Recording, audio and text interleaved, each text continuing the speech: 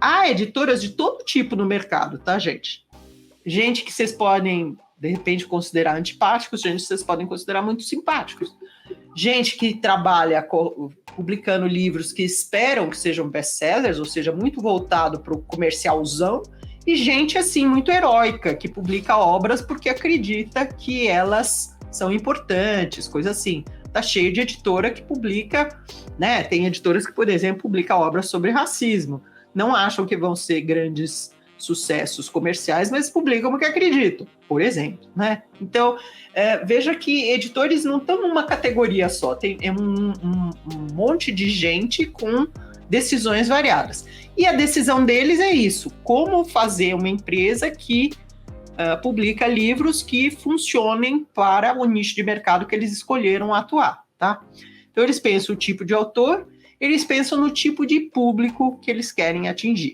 Então, todo editor tem na cabeça, mais ou menos, editor que preste, de editora que funcione, tá? Porque às vezes tem editora que abre e é muito incompetente, né? Mas uma editora que preste, que funcione, que esteja sobrevivendo, o editor tem na cabeça quem é o público do editor.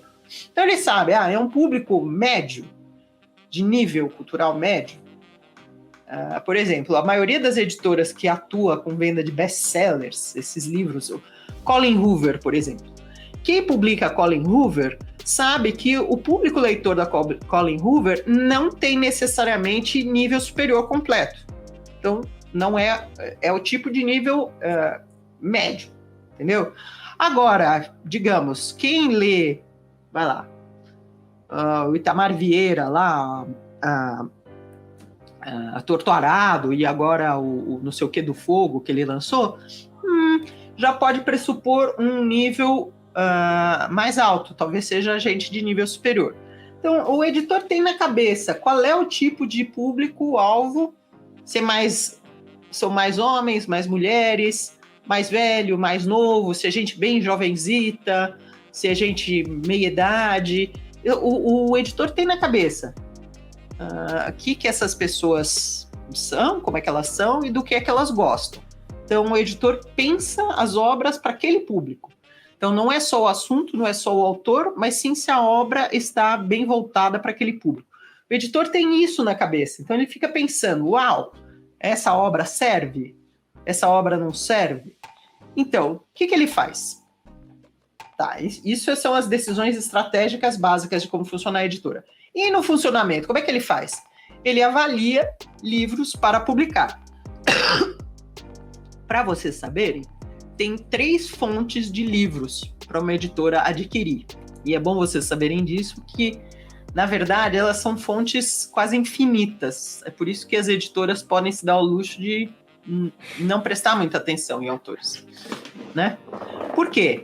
Editores fazem o seguinte, muito comumente, na maior parte das editoras, não vou dizer todas, a Patois, por exemplo, não faz isso, né? Mas a editora avalia obras estrangeiras. É muito comum editores brasileiros olharem para obras estrangeiras da linha que ele ou ela quer publicar. Então, se você pode traduzir do inglês, do francês, do italiano, do polonês, né? Você tem uma produção quase infinita de obras que você pode escolher. E obras, no geral, que já passaram pelo teste no mercado interno do país, né? Exatamente. Porque quando ele está circulando em outros países para ser adotado por alguma editora,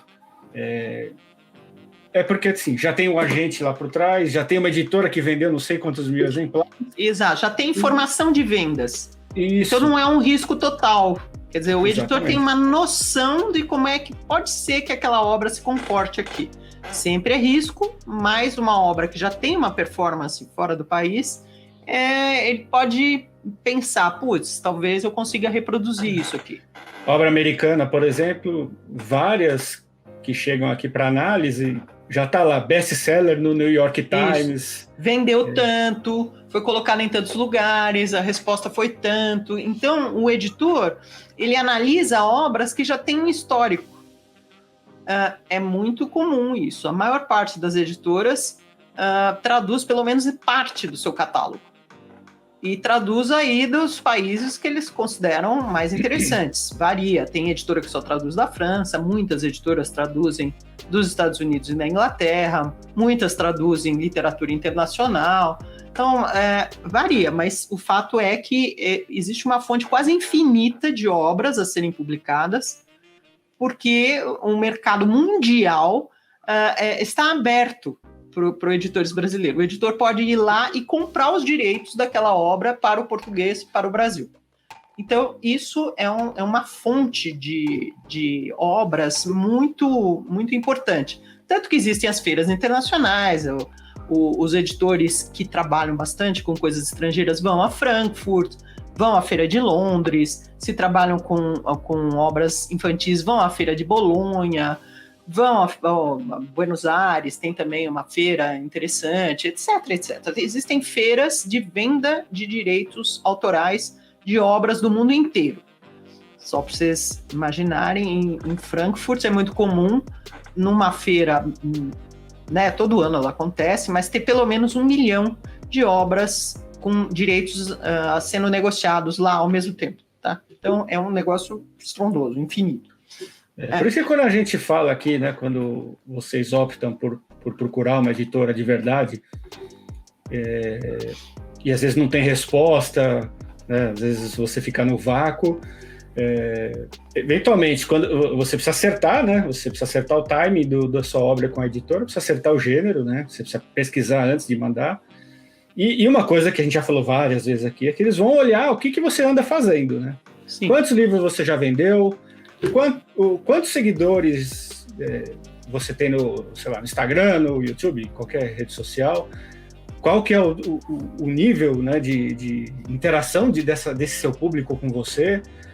Ele vai olhar lá na Amazon, vai ver quantas pessoas comentaram o seu livro, né? Ele vai dar uma procurada geral na internet. Isso só depois que ele tiver algum mínimo interesse no que você escreveu, né? Sim, mas veja... uma olhada geral. E cada editor vai ter os seus critérios, tá? Tem editor que tem um critério assim, eu só considero o autor que tem uma presença em mídia social gigantesca. É o caso da Bus. Eu considero autores que não têm presença nenhuma. É o caso da Patois. Tá? Então, varia. Cada editor varia. Mas você vê, são fatores importantes, né? Então, sim. De repente você aparece com um texto lá seu, e a pessoa faz uma mínima pesquisa, não encontra nada de você, ou encontra uma rede social que você está falando, você está abraçado com seu cachorro e tirando um monte de foto fazendo biquinho, né?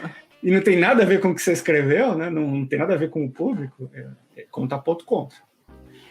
Mas voltando aqui ao pensamento do editor, tá? Então o editor tem essa fonte infinita de livros que é traduzido. O editor tem a possibilidade de encomendar livros, isso existe, tá? Em algumas áreas mais, por exemplo, medicina, vira e mexe, livro de medicina é encomendado. Livro técnico, vira e mexe, é encomendado. Então, o editor quer um X livro e o livro não tem na praça. Então, ele vai atrás de um autor possível e monta um jeito daquele livro passar a existir, tá?